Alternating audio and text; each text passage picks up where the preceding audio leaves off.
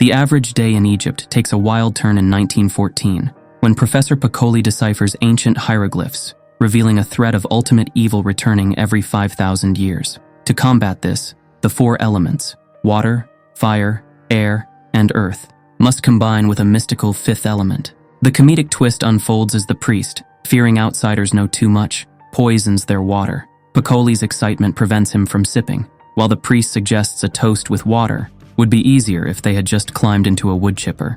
Meanwhile, a massive spaceship filled with aliens descends, revealing Mondoshawan beings. The Mondoshawan, allied with the priest's ancestors, collect stones representing the elements and the perfect life form, the fifth element, from a hidden chamber. Their plan was to return in 300 years to stop evil. However, Billy, shaken by witnessing alien violence, accidentally triggers a security system, sealing the chamber. The priest and followers, armed with knowledge, must wait for 300 years to save the world. Fast forward 349 years, a dark force appears in space, taking the form of a black planet. The Space Marines alert President Lindbergh about a mysterious phenomenon in space, but they're unsure of its nature. General Statert suggests shooting it, but Ian Holm, playing Priest Vito Cornelius, warns against attacking a Lovecraftian space Satan.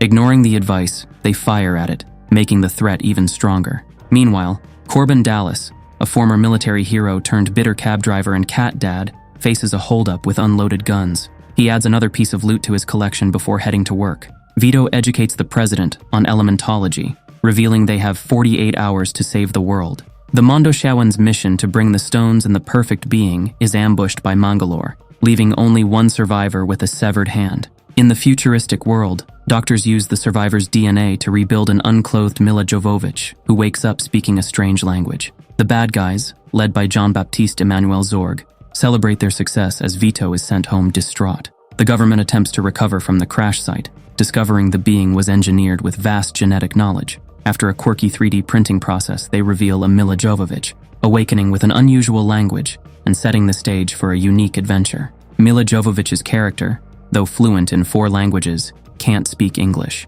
General Munro warns her to learn quickly or face consequences. Trapped with no conventional exit, she punches through a wall and escapes through ventilation shafts, pursued by police to the outside. Desperate, she lands in Corbin Dallas's cab, who surprisingly doesn't turn her in.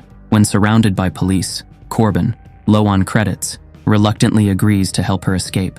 A tearful plea convinces him, leading to a thrilling chase through streets and alleys.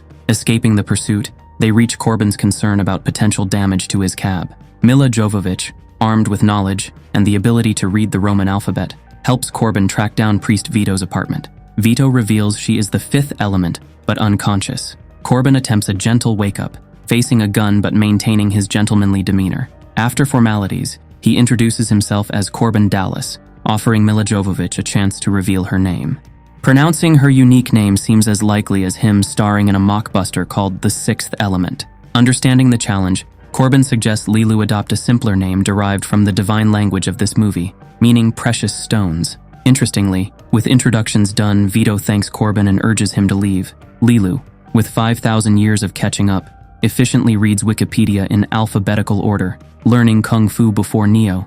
Vito, eager to cut to the chase, asks about the case with the stones. Lilu reveals it got stolen by the evil Mr. Zorg, who fired 1 million cab drivers for purely evil reasons. Zorg hired Mangalores to attack the Mondoshawan vessel and steal the elemental stones, offering them the ZF-1 gun as payment, a powerful weapon with a 3,000-round magazine and an Atlas-style homing system.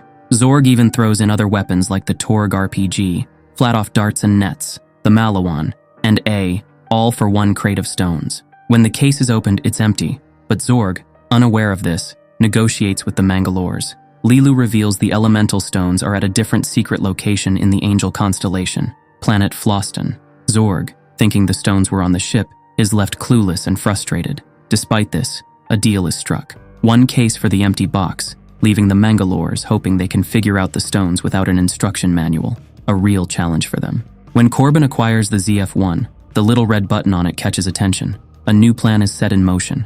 Find the stones.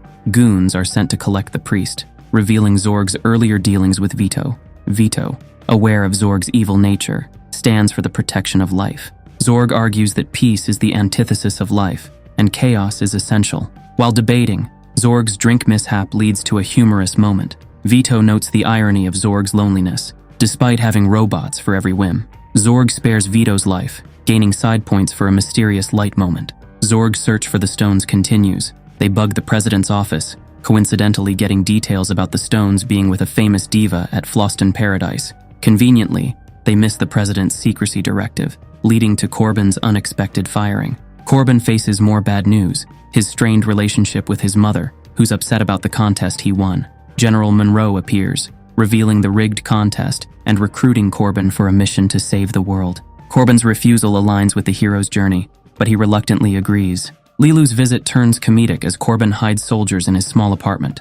Vito uses Corbin's contest win as a ticket to Floston Paradise. The police arrive, prompting more hiding. Vito knocks Corbin out, steals his tickets, and sets plans in motion. As the movie progresses, everyone's plans unfold, setting the stage for the continuation of the adventure. Corbin, Lilu, and Vito are on the move, each with their roles and destinations, creating a mix of humor and suspense. By the time Corbin regains consciousness, he's finally past the refusing to call hump and ready to save the world. Meanwhile, Vito's plan involves his apprentice, David Dallas, standing in as the contest winner using fake multi-passes. However, when Corbin unexpectedly shows up, thanking David for keeping his tickets warm, things don't go as planned. With the Mangalores attempting to sneak on board using Corbin's identity, Vito rushes to fix the situation. Corbin, now the special guest on Ruby Road's popular space radio show, faces the energetic host and politely asserts that he's here to stick by Lilu's side, not to entertain on a galactic broadcast. Lilu, recognizing Corbin as Bruce Willis, assures him that her ultra strength will keep him intact during their adventure. As they prepare to sleep, Vito discovers a way to stow away in the landing gear. On the other side, Zorg's subordinate delivers the bad news about being unable to board the ship, leading to a violent response from Zorg. The Floston Paradise train lifts off without brakes, signifying the continuation of their high-stakes journey to save the world. As the heroes journey to Floston Paradise, the evil dark planet contacts the sinister Mr. Zorg, demanding the elemental stones. On arrival, Corbin loses sight of Lilu, but bumps into Ruby Rod, who's not enjoying his space adventure due to constant yelling.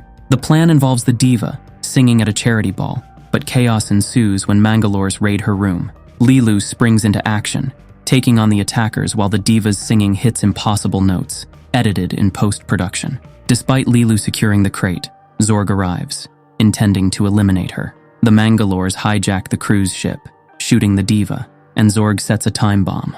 Amid the chaos, the diva entrusts Corbin with the knowledge of the stones inside her. Corbin retrieves the stones, using Ruby Rod to guard them.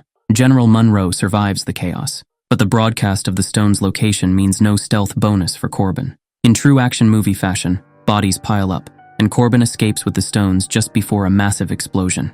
Meanwhile, the Mangalores hold the priest, prompting a ceasefire for negotiations. Lilu, injured in the vents, faces another crisis. Discovering Zorg's time bomb, everyone rushes to escape, filling lifeboats while Zorg calmly watches Corbin steal his ship. Zorg deactivates his bomb with seconds to spare, but the Mangalores, bound by honor, trigger their own bomb next to him, ending the human antagonist. However, the looming threat of the evil dark planet heading towards Earth requires swift action. With only 2 hours left, the team must hurry to the temple to confront this cosmic menace. As Lilu reaches the letter W in her readings about human history, she becomes disheartened by the vices and complexities of humanity. With only minutes left, the team sets up the elemental stones, realizing they need to unlock them by providing the corresponding elements. However, the fifth element, representing love, remains unresponsive, questioning whether humanity is worth saving. Corbin, refusing to accept that there's nothing worth saving, professes the importance of love. This revelation triggers the fifth element, and a cleansing light erupts from Lilu, destroying the dark planet miles above Earth's surface. Luckily, Corbin avoids getting hit in the face during the dramatic moment. With the dark planet obliterated, the Earth is saved, ensuring the recurrence of this threat won't happen for another 5,000 years. The more significant victory is the reunion of Corbin and Lilu, finally together. Their banter continues humorously, with Lilu expressing frustration about constant dangers, yet it's evident they've overcome the odds. In the end, the movie concludes with a happy ending. The Earth is secure, and Corbin and Lilu are happily united.